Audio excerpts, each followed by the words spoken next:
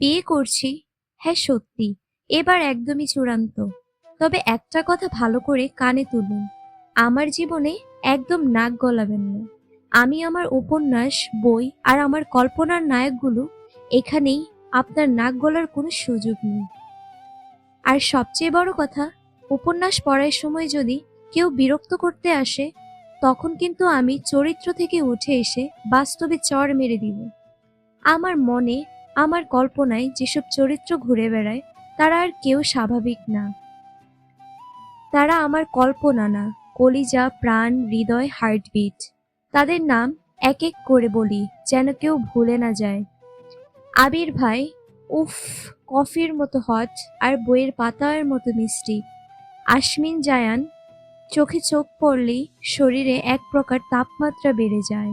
তন্ময় ভাই, আহা, চিনি চুপচাপ কথার সংজ্ঞা, কিন্তু চেহারা বলে শব্দ লাগবে না।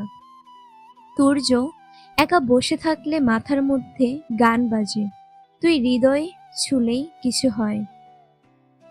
হৃদ খান, যার এক চোখের চাহনি মানেই ডেঞ্জার। তানভীর ভাই, যাকে দেখে মনে হয় ভালোবাসা যদি রং হতো, উনি রক্তজবা। জেহের, নামেই বিষ, কিন্তু হৃদয়ে নেশার মতো মিষ্টি। জয় আমির, যাকে দেখলেই মনের ভিতরে একটা বিজয় উল্লাস বাজে। বাহার ভাই, মনটা ফাগুনের মতো করে তোলে। আমির হাওলাদার, নিজের স্টাইলে রাজা। ধূসর ভাই, হালকা বিষণ্ণতা আর গভীর ভালোবাসায় মিশেল। আহিয়ান চৌধুরী, যার নামটাই প্রেমে পড়ে যাওয়ার মতো।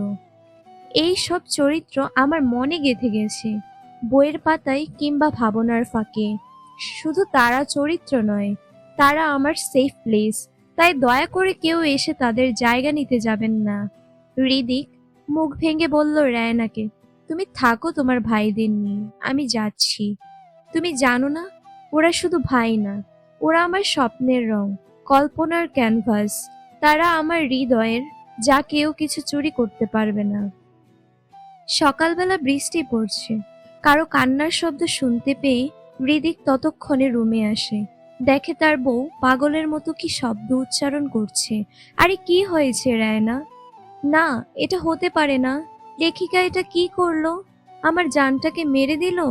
তোর জীবনেও বিয়ে হবে না। কি সব বকছে বউ? হৃদিক, আমার জানটাকে আজ লেখিকা মেরে ফেলছে। তুমি তার নামে মামলা করো, তুমি তো পুলিশ। তাড়াতাড়ি থানায় মামলা দাও। এইসব শুনে কপালে হাত তার। এখন নিজেই নিজেকে থাপ্পড় মারতে ইচ্ছে করছে। কেন সে উপন্যাস প্রেমীকে বিয়ে করতে গিয়েছিল? শেষ কথা, রায়নার চরিত্রটা একদমই ঝাঁঝালো কিন্তু মায়াবী, আর হৃদিক বাস্তবের সেই ছায়া যে স্বপ্নকে ছুঁয়ে ধরে রাখতে পারে। সমাপ্ত।